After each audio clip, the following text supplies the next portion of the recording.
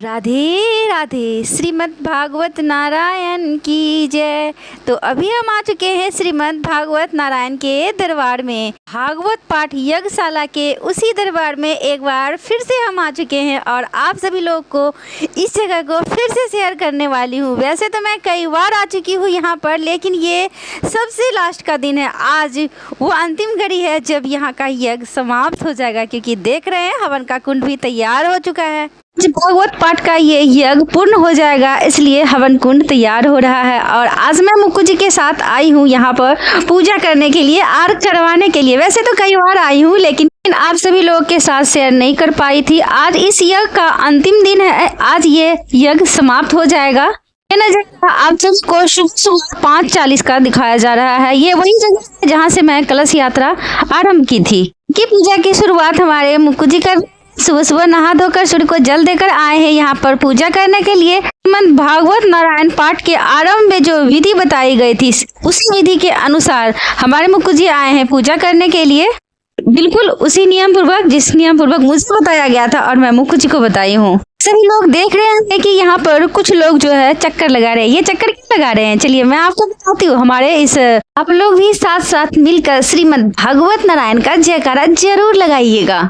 इस वीडियो में लगातार बने रहिएगा। मुक्कू जी आए हैं, लक्ष्मी नारायण की पूजा किए हैं, श्रीमद् भागवत कपाट को तिलक चंदन लगाए हैं, तुलसी में जल दिए हैं और मुझे भी तिलक चंदन लगाए हैं। तिलक चंदन लगाने के बाद चलिए दोनों मिलकर परिक्रमा करते हैं। आप लोग भी साथ साथ बोलिए प्रेम से श्रीमद् भागवत भगवान की जय। राधे राधे, लक्ष्मी नारायण की जय। श्रीमद् भागवत पाठ के अनुसार कहा जाता है कि हरि की कृपा उसी पर होती है संसारिक परिश्रम को करते हुए हरि भक्ति में लीन होते हैं। जो स्त्रियां घर में भोजन पकाती है और जो पुरुष धन की प्राप्ति के लिए बाहर मेहनत करते हैं, उन दोनों का एक साथ पूजा करना बहुत ही ज्यादा सौभाग्य फल देता है। इसलिए मैं हम दोनों के साथ मिलकर ये परिक्रमा कर रही हूँ। आचार्य मनीष त्रिवेदी जी के अनुसार बताया गया था कि हर सुबह आकर 108 परिक्रमा करना है और हाथ में कोई भी अनाज लेकर।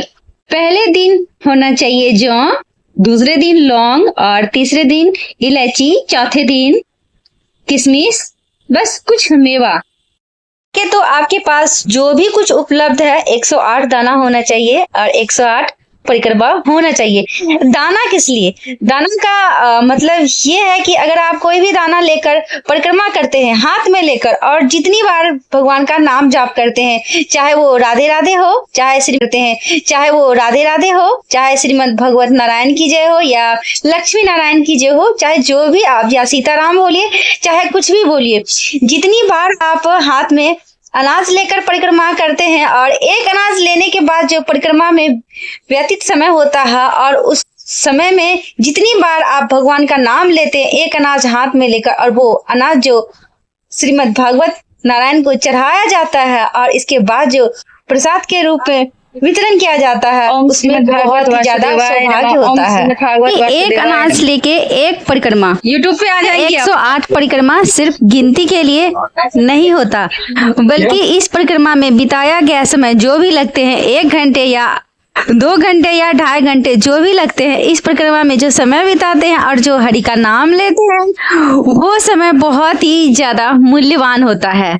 इस परिक्रमा को करते वक्त कहा जाता है कि सिर्फ हरि का नाम ही याद आता है और किसी का नाम याद नहीं आता है।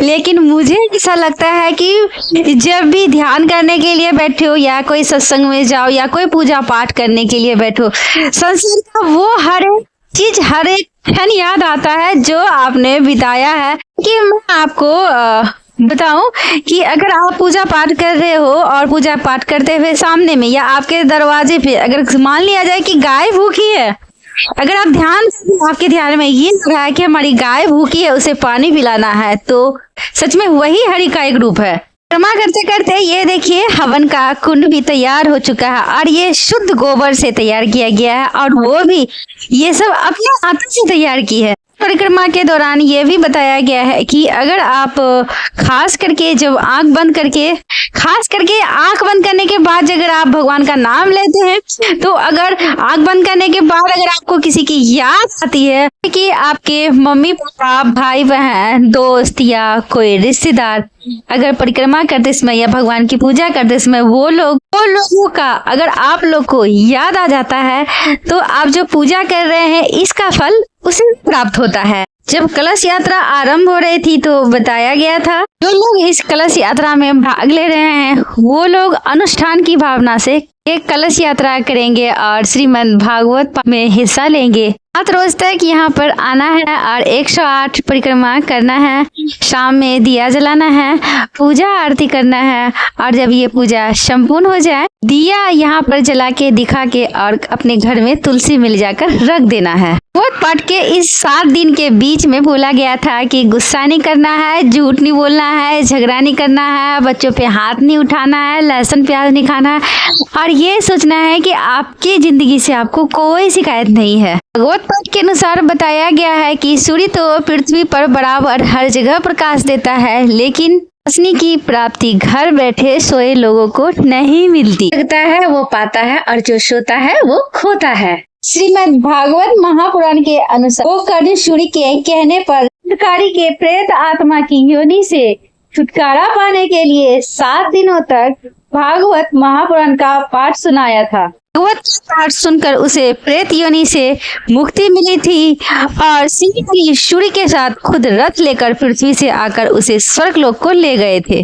से भागवत ज्ञान को सुनकर धुतकारी को प्रेत योनि से छुटकारा मिला था। मान लीजिए श्रीमद् भागवत पाठ में इतनी शक्ति होती है। बोलिए भागवत भगवान की जय, लक्ष्मी नारायण की जय। ओम नमो भागवते वासुदेवाय नमः। फाइनली अब मुक्कू जी का पूजा क्षमा प्रार्थना के साथ संपूर्ण हो चुका है और हम दिखाते हैं इस भागवत यज्ञ के पीछे का नजारा। भागवत महायज्ञ समाप्त होने के बाद आहुति पड़ेगी और यहाँ पर हो रहा है, यहाँ पर भंडार प्रसाद का इंतजाम बड़े जोरों शोरों से यहाँ पर भंडारा बन रहा है। आप सभी लोग को मैं दिखाती हूँ। पर आलू छीला जा रहा है क्योंकि पूरी सब्जी चलती है और पहले हम दिखाए थे कि हलवा बन रहा था। और देखिए यहाँ पर अंकल कुछ बोल रहे हैं, आप लोग सुनिएगा। आज हलवाई लगे हुए हैं, बैठे हुए हैं। आज लग रहा है बनाने में। हाँ क्यों नहीं। राधे राधे बोलिए एक बार। राधे राधे। यहाँ पे भंडारा है और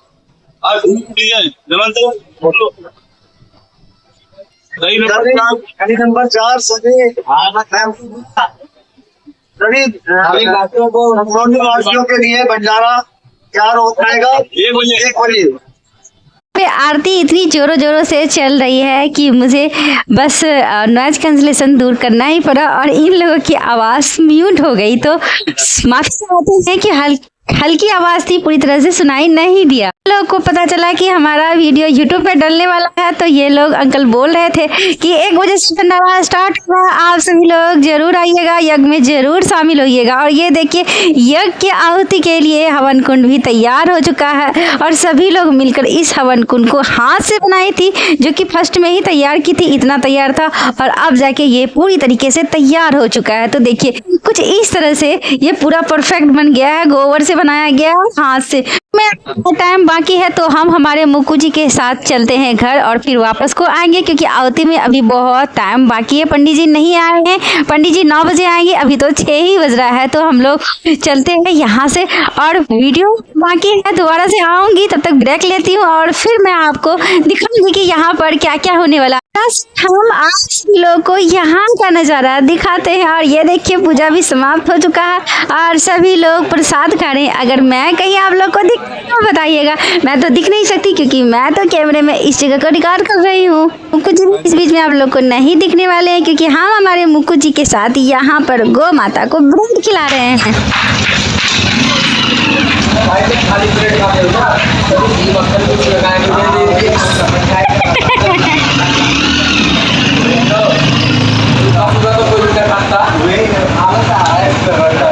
यहाँ पे देखिए, यहाँ पर 2 मिल गई, हलवा पूरी खाते हुए, प्रसाद खाते हुए। और ये देखिए हमारे मुक्कू जी वहाँ पर प्रसाद खा रहे थे। अब हम तो कहीं दिखने नहीं वाले क्योंकि हमारा वीडियो रिकॉर्ड कोई नहीं करता, और हम लोग पूजा की थाली लेके अब चलेंगे घर की तरफ। तो बताइएगा आप लोग को हमारा ये वीडियो कैसा लगे। चलिए बाय बाय, अगले वीडियो में मिलेंगे। राधे राधे।